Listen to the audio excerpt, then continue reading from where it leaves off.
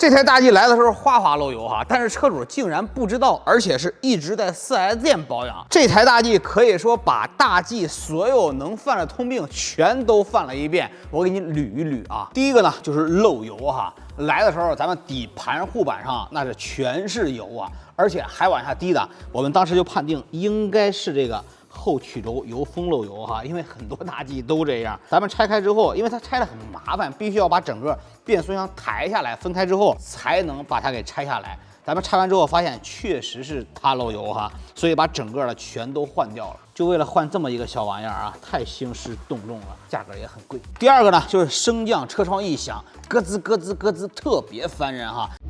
你看咱这个副司机是这边，看了吧？这磨得很严重，它就偏磨了已经，啊，非常明显。你看震手。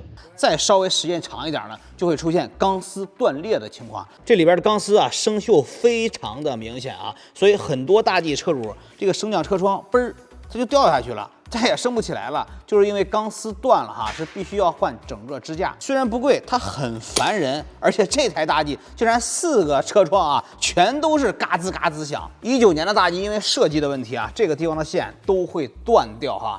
这台车，那是一个没落下，4个门全都断，而且断了几十根哈，一根根的接起来真的很麻烦。但是换一套呢又太贵了，只能接。原厂的油门踏板啊，全都翘起来了，现在又换了一套新的，哎，现在真是漂亮哈。原车的腰线也都鼓起来了啊，换一套原厂的要1万多，咱整一套碳纤维的，是不是1000多就搞定？这种立体感和原厂的没有什么区别，看上去还更高级。因为在新疆开呢，这个护杠来的时候已经是伤痕累累了哈，现在咱们给全部做了原厂漆，我又给它贴了一层隐形车衣哈，这以后再也不用担心跑着跑着漆全都崩掉了。4个门框条看见了吧？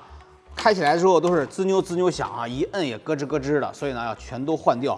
换完之后这个问题就解决了。20年以前的10台大 G 9个差速锁模块都会报警，咱们通过程序给修复了一下，这个是免费的。10几万公里了哈，咱们做了一个大保养，什么皮带呀、舵轮啊、张紧轴啊，全都换成了新的，因为皮带已经裂了哈，再用下去非常危险。华赛就不用说了，所有的油水啊，包括防冻液全都换成新的哈，看。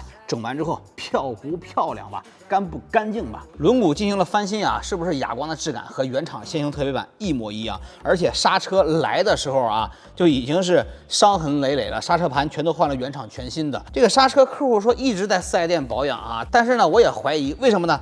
你说4S店能把这个刹车的这个头给拧异了吗？这螺丝能凑合就拧上吗？你看整个的螺丝哈，全都是异的一种状态，也就是说没法再用了，再用它一定会漏油，这个就导致了必须要换一个卡钳才能解决问题，真的很贵。说到4S店哈，这个客户之前装了一个香氛，我靠，这个螺丝竟然是拧在风道上，这个线呢是直接破线接的，我觉得这不是4S店的风格哈，你怎么能装成这样呢？但是就这些问题，客户还是都忍了。车主直接装了一套 AKPA 的无钥匙进入，冬天用起来太方便了哈！媳妇儿开车的时候再也不用满包翻钥匙了。排气呢，之前的也已经生锈了，所以直接换了一套 AKPA 钛合金的排气，这个再也不用担心会生锈了。后排直接上一套 AKPA 的分体式沙发床啊，无论是媳妇儿坐还是咱自己坐，空间都很大，就算带个娃也很方便啊。而且功能还全，通风、加热、按摩全都有哈。顶棚还加了一个25款的高音，这样装起来之后呢，整个的音场效果跟24款区别非常大。7年10几万公里了，之前的内饰老化确实挺严重的啊，所以咱们把之前的内饰全部拆掉，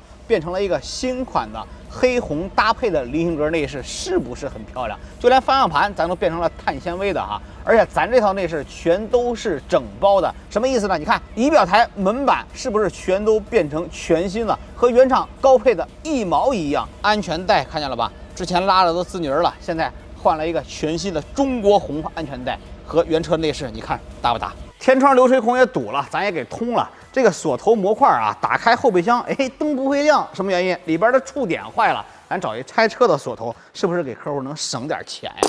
咱知道新疆的风沙大，虫子多哈，咱装了一个防虫网，再加一个 AKPA 的中网射灯，这家伙再跑个长途什么的，是不是就很方便了哈？经过20多天的整备哈，现在这台大 G 从里到外跟新车一样。车主说：“哎呀，这压条看上去就太旧了，所以说把这个也给我换了吧。”这G63的车主就是豪横啊，都不问多少钱。新疆离咱太远了哈，明天这台车还得仔细的全部检查一遍、测试一遍、调试一遍，才能给客户拖走哈。